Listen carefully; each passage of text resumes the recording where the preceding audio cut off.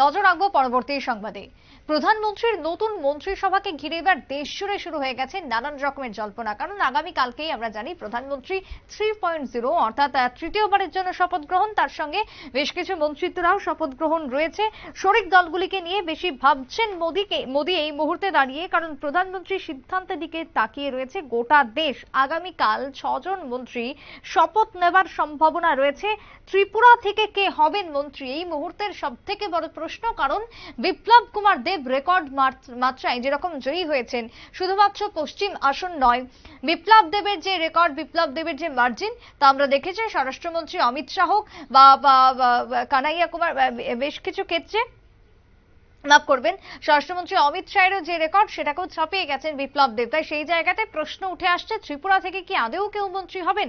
কথা বলবো, শতাব্দী দেবনাথ রয়েছেন টেলিফোন লাইনে। শতাব্দী, এই মুহূর্তে দাঁড়িয়ে নতুন যে মন্ত্রিসভা আগামী কালকে গঠন হতে চলেছে, তা নিয়ে কি ভাবছেন প্রধানমন্ত্রী?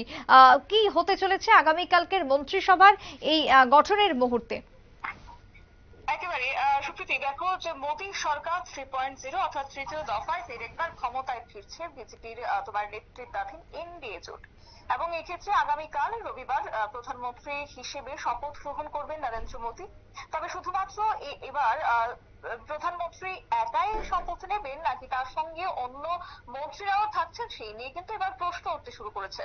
তবে দেখো, এক্ষেত্রে সূত্রের যে খবর আমাদের কাছে রয়েছে, এক্ষেত্রে মোদী একাই নন, এবার তার শপথ গ্রহণের সঙ্গে শপথ নেবেন যারা প্রথম সারির মন্ত্রীরা রয়েছেন। প্রথম সারির কয়েকজন মন্ত্রীর নাম ইতিমধ্যে উঠে আসছে, অর্থাৎ মোদীর মন্ত্রিসভায় কে কে থাকবেন তার রূপরেখা কিন্তু ইতিমধ্যে আজই চূড়ান্ত হতে পারে বলে খবর রয়েছে। দেখো, সূত্রের খবর যে রবিবার প্রধানমন্ত্রীর সঙ্গে শপথ নিতে পারেন প্রথম সারির কয়েকজন মন্ত্রী। আর শপথ নিতে পারেন অমিত শাহ, রাজনাথ সিং, নীতিন গডকরি এবং পীযূষ গোয়েল সহ বেশ কয়েকজন সাংসদের নাম ইতিমধ্যে কিন্তু উঠে আসছে। অর্থাৎ বিজেপির যারা শীর্ষ নেতারা রয়েছে তাদের নামের তালিকায় কিন্তু এই কয়েকজনের নাম ইতিমধ্যে উঠে আসছে। তবে সেই তালিকায় রয়েছে আরো বেশ কয়েকজন। তবে ক্যাবিনেট মন্ত্রী হিসেবে শপথ গ্রহণের তালিকায় থাকবেন টিডিপি এবং তোমার জেডিইউর অন্তত একজন করে অবশ্যই থাকবেন সাংসদ, এমনটাই কিন্তু খবর রয়েছে। তবে এবারে যেহেতু বিজেপি একাই সংখ্যাগরিষ্ঠতা পার করেনি, তাই সরকার গঠনের জন্য কিন্তু অবশ্যই মাথায় রাখতে হবে তাদের যে শরিক দল অর্থাৎ তাদের যে জোট সঙ্গীরা, সেই জোট সঙ্গীদের মুখাপেক্ষী হয়ে কিন্তু অবশ্যই থাকতে হচ্ছে বিজেপির, সেই কথাটা কিন্তু ভুললে চলবে না। এবং সুযোগ বুঝে কার্যত সেক্ষেত্রে শরিকরাও তাদের লম্বা দাবি দেওয়ার লিস্ট ইতিমধ্যেই তুলে ধরেছেন।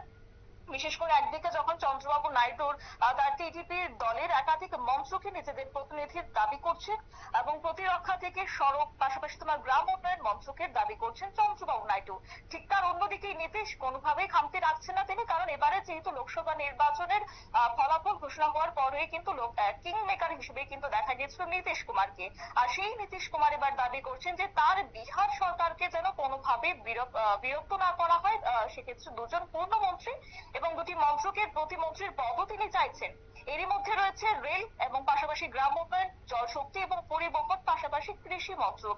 এই বেশ কয়েক দাবি তিনি করছেন এবং মন্ত্রিসভায় কার্যত শরিক দলের দাবি মেটাতে গতকাল সন্ধ্যেতেও বিজেপি সভাপতি জেপি নাড্ডার বাড়িতে বৈঠকে বসেছিলেন রাজনাথ সিং এবং তোমার অমিত শাহ।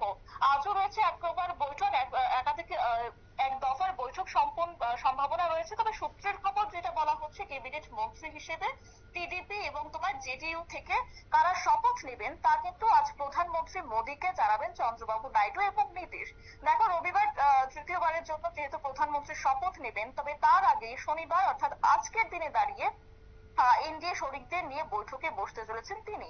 এবং সবকিছু ঠিকঠাক থাকলে সেই বৈঠকেই কার্যত ঠিক হয়ে যাবে কে কোন মন্ত্রক পাচ্ছে, কার মাথায় বা উঠছে মন্ত্রিত্বের মুকুট, সেই নিয়ে কিন্তু এক প্রকার স্পষ্ট হয়ে যাবে। তবে শরিক দলগুলির জন্য বিজেপির কোন কোন মন্ত্রক ছাড়বে তা কিন্তু কৌতূহল এক প্রকার শুরু হয়েছে নানা মহলে। তবে এবারের ভোটের সংখ্যাগরিষ্ঠতা কিন্তু কার্যত বিজেপি পায়নি, অর্থাৎ বিজেপি আটকে গিয়েছে 2040 আসনে। তাই সরকার গড়তে হলে নরেন্দ্র মোদী এনডিএর শরিকদের উপরে ভরসা করতে হবে। আর প্রাপ্ত আসন সংখ্যা নিরিখে কার্যত এনডিএর শরিক দলের মধ্যে কিন্তু বিজেপির পরে রয়েছে তেলুগু দেশম পার্টি, এবং যেখানে তাদের ঝুলিতে যদি বলি তাহলে কিন্তু প্রায় 16টি আসন রয়েছে। তৃতীয় স্থানে রয়েছে জনতা ইউনাইটেড। তাই তারা একেবারে তাই। ধন্যবাদ শতাব্দী, তোমায়। কথা বলছে আমাদের প্রতিনিধির সাথে। তবে সেই জায়গায় দাঁড়িয়ে কে হবেন মন্ত্রী, কে হবেন না, এই নিয়ে বহু জল্পনা, বহু চর্চা চলছে গোটা দেশ জুড়ে। আবার সেদিকেই নজর রয়েছে আগামী কালকে হতে চলেছেন মন্ত্রী, কারা কারা পাবেন নতুন মন্ত্রিত্ব জানিয়ে দেশ জুড়ে চলছে একের পর এক জল্পনা। তবে সবটাই জানা যাবে আগামীকাল, অর্থাৎ কয়েকটা ঘন্টা পর, অর্থাৎ রাত পোহালেই পরিষ্কার হয়ে যাবে আগামীকালকের চিত্র। ছোট্ট বিরতির পর ফিরবো, সঙ্গে থাকুন।